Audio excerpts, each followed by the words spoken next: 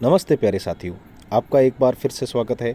आज हम कक्षा 8 विषय गणित के प्रथम अध्याय परिमेय संख्याओं की प्रश्नावली 1.1 को हल करेंगे, जिसके प्रश्न हमें यहाँ दिखाई दे रहे हैं। तो चलिए देखते हैं इसका पहला प्रश्न हमें बोल रहा है, निम्नलिखित में गुणन के अंतर्गत, साथियों निम्नलिखित में गुणन के अंतर्गत मतलब गुणा वाली प्रॉपर्टियां हमें यहाँ देखनी है, उपयोग किए गए गुणधर्म को हमें बताना है। तो गुणा के अंतर्गत हमने परिमेय संख्याओं में जो गुणधर्म पढ़े थे वो एक तो ये था कि किसी भी संख्या को हम लोग एक से गुणा करें, किसी भी संख्या को हम लोग एक से गुणा करें या एक को किसी भी संख्या से गुणा करें और हमें वापस वही संख्या मिल जाए, तो इस गुणधर्म को साथियों हम लोग गुणन तत्समकता कहते थे।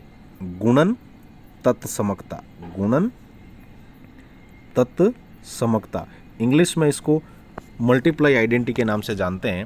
और इसका जो दूसरा गुणधर्म था उसकी भी हम लोग थोड़ी सी चर्चा, कि कोई संख्या है हमारे पास a, कोई भी संख्या है वो हमारे पास है, जैसे मान लिया मेरे पास संख्या a है, उस a को मैं b से गुणा करूं या फिर b को वापस a से गुणा करूं तो गुणनफल वही प्राप्त होता है। जैसे 2 को 3 से गुणा करे तो 6 और वापस 3 को 2 से गुणा करे तो भी 6 ही मिलता है।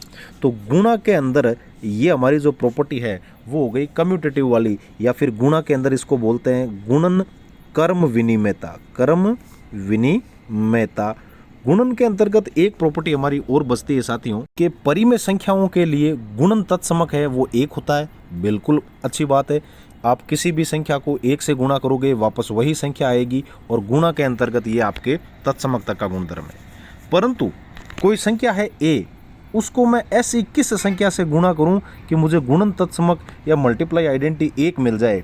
तो किसी भी संख्या को आप उल्टा करके उसका व्युत्क्रम करके और वापस उसी संख्या से गुणा करेंगे तो वो संख्या a से a कट जाएगी और पीछे 1 बचेगा। और गुणा के अंतर्गत इस गुणधर्म को हम लोग बोलते हैं गुणन प्रतिलोम, गुणन प्रतिलोम साथियों, गुणन प्रतिलोम वाला गुणधर्म। तो उम्मीद है ये तीनों गुणधर्म आपके इन तीनों प्रश्नों में लग जाएंगे। और इसके अतिरिक्त तो जो एक गुणधर्म और है उसकी भी हम लोग चर्चा कर लेंगे। गुणा के अंतर्गत, किसके अंतर्गत? गुणा के अंतर्गत मैं कोई संख्या लूँ a, फिर उसको b से गुणा करवाऊँ और जो मुझे नई संख्या मिले उसको फिर मैं c से गुणा करूँ, या साथियों मैं पहले b को c से गुणा करूँ और मुझे जो मिला उसको फिर a से गुणा करूँ और ये दोनों आपस में बराबर हो, तो गुणा की इस प्रॉपर्टी को हम लोग गुणन साहचर्यता का नियम बोलते हैं या गुणन सहचारिता बोलते हैं या मल्टीप्लाई एसोसिएटिव लॉ बोलते हैं। तो उम्मीद है आपको ये चारों गुणधर्म समझ में आए होंगे। चलिए देखते हैं अब इस प्रश्नावली का पहला प्रश्न, जिसमें मुझे दिया है हल के अंतर्गत -4/5 को साथियों 1 से गुणा करवाया है, फिर उसके बाद 1 को गुणा करवाया है वापस -4/5 से, और इसे मिला क्या है -4/5 ही। मतलब बहुत ही आसान हो गया इसको तो समझना कि -4/5 को यदि मैं a मान लूँ तो a को गुणा करूँ 1 से, a को गुणा करूँ 1 से या फिर 1 को गुणा करूँ a से, आना तो वापस a ही है। तो इसे हम लोग कहते हैं गुणन तत्समकता की, या ऊपर लिख देता हूँ गुणन तत्समकता, गुणन तत्समकता। यही अपना आंसर हो जाएगा कि गुणधर्म का नाम है वो गुणन तत्समकता है। चलिए देखते हैं दूसरा प्रश्न।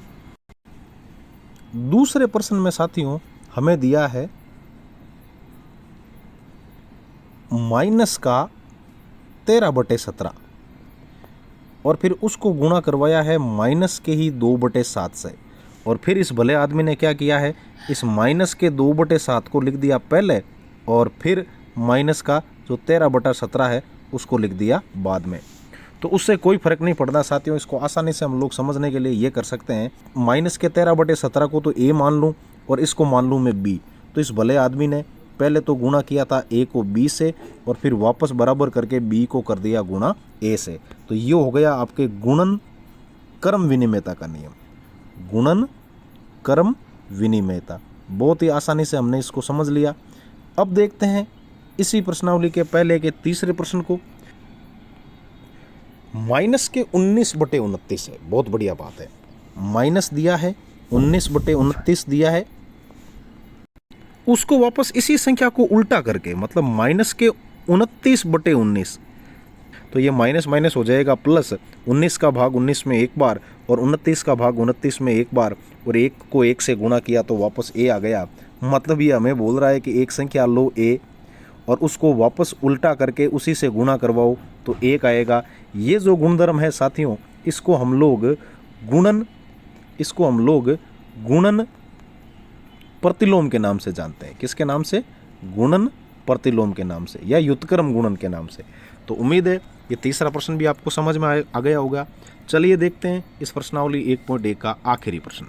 बताइए कि कौन से गुणधर्म को आप हल में ही देख लेंगे साथ साथ हमें ऐसा दिया हुआ है 1/3। इसको गुणा कब करना है? जब आप 6 को गुणा करवा देते हो 4/3 से, और जो आए परिणाम उसको 1/3 से गुणा करो। या इसको किस रूप में लिखते हो? इसको लिखते हो आप लोग, नीचे लिख देते हैं, इसको लिखते हो आप पहले 1/3 को गुणा करवाओ किससे? 6 से, और जो परिणाम आए उसको गुणा करवाना है 4/3 से, और ये दोनों आपस में बराबर है। तो ये वाला जो गुणधर्म है वो कुछ आपके इससे मिल रहा है कि पहले तो मैं गुणा करवाऊँ b को c से, और फिर जो आए परिणाम उसको गुणा करवाऊँ a से। वो किसके बराबर हो जाए? वो बराबर हो जाए a को b से गुणा करके और फिर उसको गुणा कर दूँ मैं c से।